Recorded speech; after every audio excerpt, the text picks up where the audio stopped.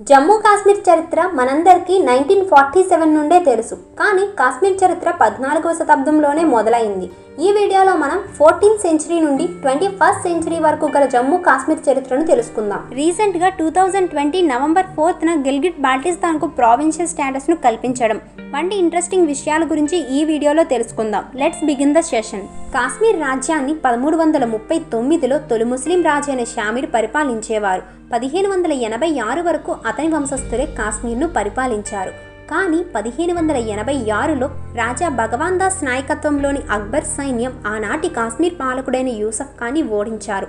దాంతో రాజా భగవాన్ దాస్ సోదరుడు రామచంద్ర ఆ ప్రాంతానికి అధికారిగా నియమించబడ్డారు. కచవాజాట్ రాజపుత్ర జాతికి చెందిన అతను తమ కులదేవత జాంవాయి మాత పేరు మీదుగా జమ్మూ నగరాన్ని స్థాపించారు. ఇక్కడ స్థిరపడిన రాజపుత్రులనే డోగ్రా రాజపుత్రులు అని పిలిచేవారు. అయితే మొఘళ్లు ఈ ప్రాంతాన్ని 1586 నుండి 1751 వరకు పరిపాలించారు. తరువాత 1819లో ఆఫ్ఘనిస్తాన్కు చెందిన దురానీలు పరిపాలించారు. ఆపై పంజాబ్ సిక్కుల చేతుల్లోనికి వెళ్ళింది. కానీ 1846లో తొలి ఆంగ్లో సిక్కు యుద్ధంలో మహారాజా రంజిత్ సింగ్ ఓడిపోవడంతో ఆ ప్రాంతం బ్రిటిష్ వారి చేతుల్లోనికి వెళ్ళింది. బ్రిటిష్ వారికి సిక్కులకు మధ్య కుదిరిన అమృత్సర్ ఒప్పందం ప్రకారం అప్పటి వరకు రంజిత్ సింగ్ రాజ్యంలో భాగంగా ఉన్న కాశ్మీర్ను జమ్మూ మహారాజైన డోగ్రా వంశానికి చెందిన గులాబ్ సింగ్ కు బ్రిటిష్ గవర్నమెంట్ 75 లక్షలకు అమ్మింది. ఈ విధంగా జమ్మూ కాశ్మీర్ రాజ్యం ఏర్పడింది. రాజ్యం అమ్మినప్పటికీ రాజ్య రక్షణకు సంబంధించిన బాధ్యత బ్రిటిష్ గవర్నమెంట్ చూసుకునేది. ట్యాక్స్కు సంబంధించిన అంశాలపై అధికారం పూర్తిగా రాజుకే ఉండేది. గులాబ్ సింగ్ తరువాత అతని కుమారుడు రణ్వీర్ సింగ్ రాజయ్యారు. ఇలా చివరికి 1925లో హరిసింగ్ జమ్మూ కాశ్మీర్ పాలకుడిగా బాధ్యతలు చేపట్టారు. ఇతని పరిపాలనా సమయంలోని భారత స్వతంత్రోద్యమం ప్రభావం ఆ రాజ్యంపై పడింది. అయితే అప్పటికే జమ్మూ కాశ్మీర్లో ముస్లింల సంఖ్య అధికంగా ఉన్న వారికి గవర్నమెంట్ జాబ్స్ లో తగిన ప్రాధాన్యం ఇవ్వడం లేదని ఉద్యమం కొనసాగుతుంది. ఈ ఉద్యమానికి షేక్ అబ్దుల్లా నాయకత్వం వహించారు. దానితో పాటు పన్ను భారానికి వ్యతిరేకంగా పూంచ్లో ఉద్యమం జరుగుతుంది. పూంచ్ ఉద్యమకారులు పక్కనే ఉన్న ఆఫ్ఘన్లోని పస్తూన్ గిరిజనుల సహాయం తీసుకున్నారు. సరిగ్గా అదే సమయంలో భారత్కు స్వతంత్రం లభించింది. భారత్ నుండి పాక్ విడిపోయి ఒక కొత్త దేశంగా ఏర్పడింది.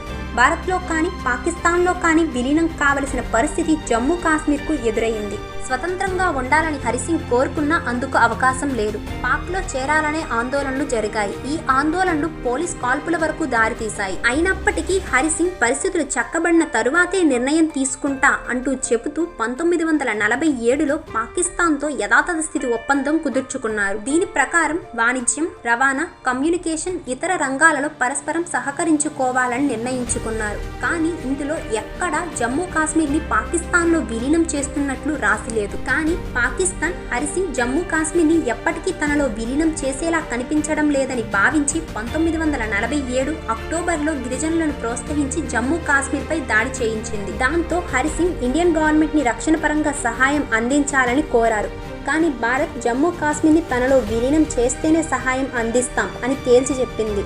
దానికి హరిసింగ్ అంగీకరించి ఒప్పందంపై సంతకం చేశారు. ఈ ఒప్పందమే ఇన్స్ట్రుమెంట్ ఆఫ్ యాక్సెషన్. ఈ ఒప్పందం 1947 అక్టోబర్ 26న జరిగింది. ఈ ఒప్పందంలో జమ్మూ కాశ్మీర్ని భారత్లో విలీనం చేస్తున్నట్లు క్లియర్గా రాసి ఉంది. దానితో పాటు ఇండియన్ గవర్నమెంట్కి జమ్మూ కాశ్మీర్కి సంబంధించిన కమ్యూనికేషన్, డిఫెన్స్, ఎక్స్టర్నల్ అఫైర్స్కి సంబంధించి పూర్తి అధికారం అందించింది. ఈ ఒప్పందంపై సంతకాలు జరిగిన వెంటనే ఇండియన్ ఆర్మీ జమ్మూ కాశ్మీర్కు వెళ్లి పాకిస్తాన్ సైన్యానికి వ్యతిరేకంగా యుద్ధం చేయడం మొదలుపెట్టింది. యుద్ధం కొనసాగుతుంది. పాక్ ఆర్మీని ఇండియన్ ఆర్మీ తిరిగి వెనక్కి నెడుతుంది. ఇదే సమయంలో ఇరు దేశాల నాయకులు యునైటెడ్ నేషన్స్ ను ఆశ్రయించారు. యుఎన్ ఆదేశాల ప్రకారం ఇరు దేశాలు తమ బలగాలను కాశ్మీర్ నుండి వెనక్కి తీసుకోవాలి. కానీ ఇది జరగలేదు. అదే విధంగా జమ్మూ కాశ్మీర్లో రెఫరెండం తీసుకుని వచ్చి ప్రజాభిప్రాయం ప్రకారం జమ్మూ కాశ్మీర్ని భారత్లో కానీ పాక్లో కానీ చేర్చాలని తెలిపింది. కానీ ఇక్కడ రెఫరెండం కూడా జరపలేదు. యుద్ధం మాత్రం మధ్యలోనే ఆగిపోయింది.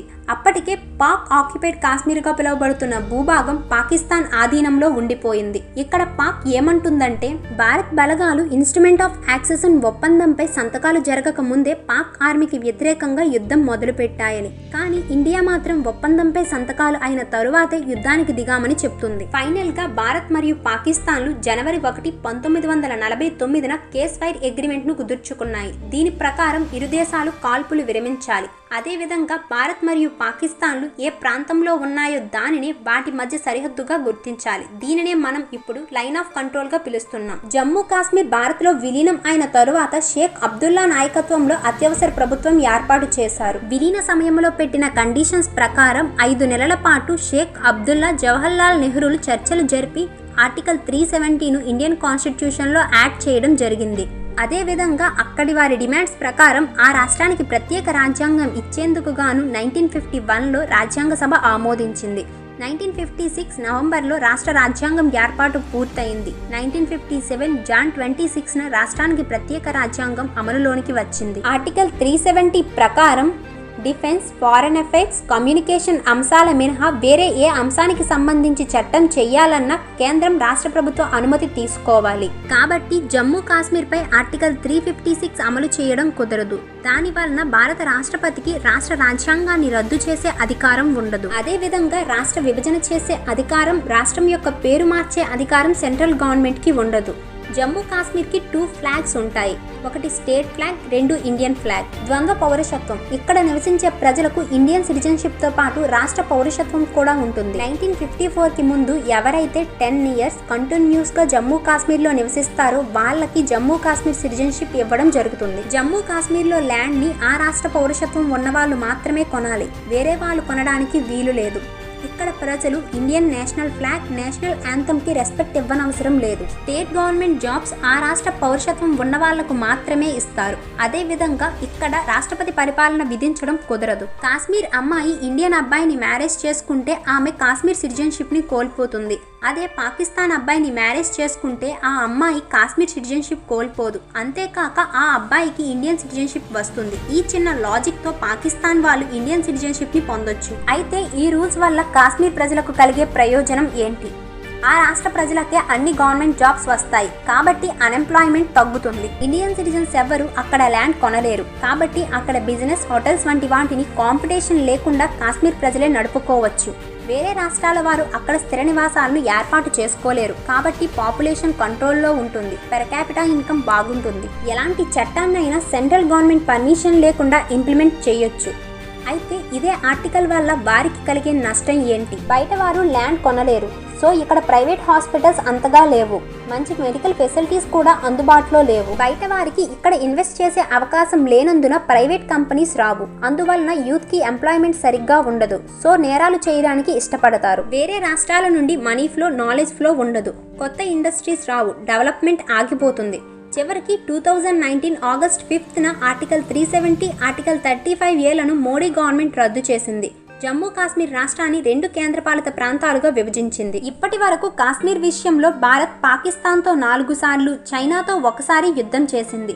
1947లో మొదటిసారి జమ్మూ కాశ్మీర్ విలీన సమయంలో యుద్ధం జరిగింది. రెండవ యుద్ధం 1965లో జరిగింది. వేర్పాటువాదాన్ని ప్రోత్సహించడానికి పాకిస్తాన్ సైనికుల్ని జమ్మూ కాశ్మీర్లోనికి పంపింది.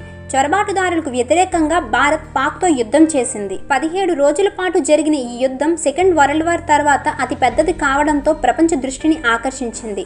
రష్యాలో జరిగిన తాస్కండ్ ఒప్పందంతో యుద్ధ విరమణ జరిగింది. 1971లో జరిగింది 3వ యుద్ధం. బంగ్లాదేశ్ ఏర్పాటు కోసం జరిగిన ఈ యుద్ధం ప్రత్యక్షంగా కాశ్మీర్కు సంబంధించింది కాకపోయినా ఆ రాష్ట్ర ప్రమేయం ఉంది. ఈ యుద్ధంలో భారత సైన్యం పాక్ ఆక్యుపైడ్ కాశ్మీర్తో పాటు పాకిస్తాన్లోని పంజాబ్, సింధ్ ప్రావిన్సెస్లో 1510 చదరపు కిలోమీటర్ల భూభాగాన్ని ఆక్రమించుకున్నాయి.